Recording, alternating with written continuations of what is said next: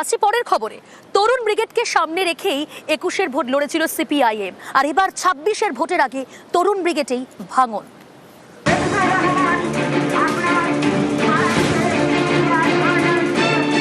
প্রতীকুরকে এবার অন্য প্রতীকে দলীয় পদ ছাড়ার কথা জানিয়ে সিপিআইএম এর রাজ্য সম্পাদক মোহাম্মদ সেলিমকে রবিবার চিঠি দেন প্রতীকুর রহমান।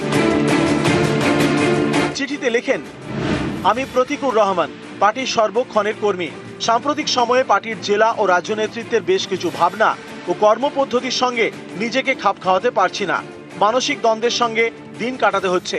এই অবস্থায় আমি পার্টির জেলা ও রাজ্য কমিটির দায়িত্ব তৎসহ পার্টির প্রাথমিক সদস্য পদ থেকে অব্যাহতি নেওয়ার সিদ্ধান্ত নিয়েছি। এরপর সরাসরি নিশানা করেন মোহাম্মদ সেলিমকে। রতনে রতন চেনে, উনি চেনে হুমায়ুন আর শতরূপ, উনি চেনে নিজের সিট। সেটা যদি সত্যি হয় তাই। কেউ কেউ নিজে জেতার জন্য কখনো হুমায়ুনের সঙ্গে বসতে পারেন, কখনো নওশাদ সিদ্দিকীর সঙ্গে বসতে পারেন, কখনো অধীরবাবুর সঙ্গে বসতে পারেন। পশ্চিমবঙ্গে অন্য কেউ কোথাও গেলে তাকে স্বার্থলোভী বলা হবে। আমাকে অব্যাহতি দিন আমি বলিনি, শব্দটা আবারও পড়বেন, আমি অব্যাহতি নিলাম। তো ফলে উনি রাখলো কি না রাখলো কি যায় আসে? কুমিরও তো কাঁদে। বাংলার প্রবাদ বাক্য যে কুমিরের মরা কান্না। দীর্ঘ 3-4 মাস এই চোখ দিয়ে এত জল বেরোয়েছে যে চোখের মধ্যে আপনি জলের লেশ মাত্র দেখাতে পারবেন না, শুধু ঘৃণার আগুন দেখাতে পারবেন। যে চোখের জলগুলো পড়েছে সেই চোখের জলের মূল্য উনি দিতে পারবেন তো? আমার কাছে নতুন প্রজন্মের একটা ছেলে মেয়ে পার্টির অনেক পার্টিকে ইনভেস্ট করতে হয়, মুভমেন্ট, আন্দোলন, সংগ্রাম, প্রচার। তারপর আমরা চাই এটা থেকে পার্টি যাতে লং টাইম ডিভিডেন্ড তোলে। সেখানে এই ধরনের একজন কর্মীকে হারানোর প্রশ্ন উঠলেও আমার কাছে সন্তান হারা হওয়ার শপথ। আমাদের পার্টিতে গত 1.5-2 মাস থেকে কয়েকটা অভিযোগ আসে। তখন আমাদের পার্টির প্রক্রিয়া অনুযায়ী, গঠনতন্ত্র অনুযায়ী আমাদের নিজস্ব পদ্ধতিতে কিছু সিদ্ধান্ত গ্রহণ করতে হয়। শুধু প্রতীকুরই নন, সিপিআইএম এর আরো কয়েকজন নেতাকে নিয়ে গুঞ্জন, যেমন দীপশিতা ধর। তিনি সিপিআইএম এর নিজের সদস্য পদ এখনো রিনিউ করাননি। এতে তৈরি হয়েছে জল্পনা।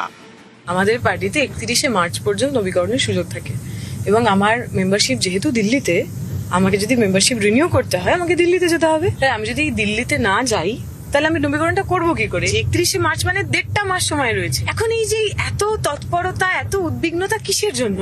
তাহলে এই জল্পনাগুলো ছড়িয়ে দেওয়া, নির্বাচনের একদম আগে আরো বেশি কনফিউশন তৈরি করা, সেটা ছাড়া কিছুটা ক্ষেত্রে ষড়যন্ত্র ছাড়া আমি তো এটার কোনো খুব লজিক খুঁজে পাচ্ছি। কে করেছেন, কে লিক করেছেন এটা জানা যাচ্ছে না, ফলে অস্বস্তি হয়েছে।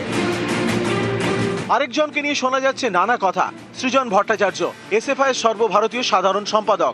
নানা মহলে জল্পনা, প্রতীকুরের পর কি সৃজন? আমি কোথাও বলেছি আমি সিপিএম ছেড়ে অন্য কোথাও যাচ্ছি? যারা এটা ভাসিয়ে দিয়েছেন যে সৃজন তৃণমূলে চলে যাচ্ছে, তারা বলতে পারবেন তারা কেন ভাসিয়েছে। পার্টিতে অনেক সময় অভাব, অভিযোগ, অপ্রাপ্তি, না পাওয়া, খারাপ লাগা অনেক সময় তৈরি হয়। ফিরে আসুক, যা মান অভিমান আছে, যা কথা আছে, প্রয়োজনে একসাথে পার্টির ভিতরে বলবো। পার্টিতে ফিরে আয়, একসাথে সবাই মিলে তোর কথা শুনবে। সিপিআইএম এর আরেক নেতা সায়ন বন্দ্যোপাধ্যায়কে ঘিরেও জোর জল্পনা। সায়নের দাবি, সম্প্রতি তাকে বিজেপি থেকে ফোন করা হয়।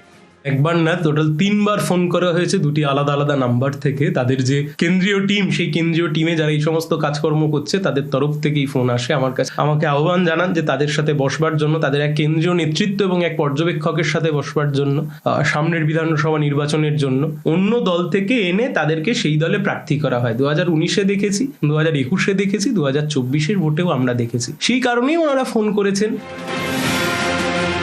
গতবারের বিধানসভা ভোটে এ রাজ্যে খাতা খুলতে পারেনি বামেরা, কিন্তু এখনো তারা এ রাজ্যের রাজনীতিতে প্রাসঙ্গিক। কারণ বামপন্থীদের একাংশ যেদিকে হেলে পড়ে সেই দল ডিভিডেন্ড পায়।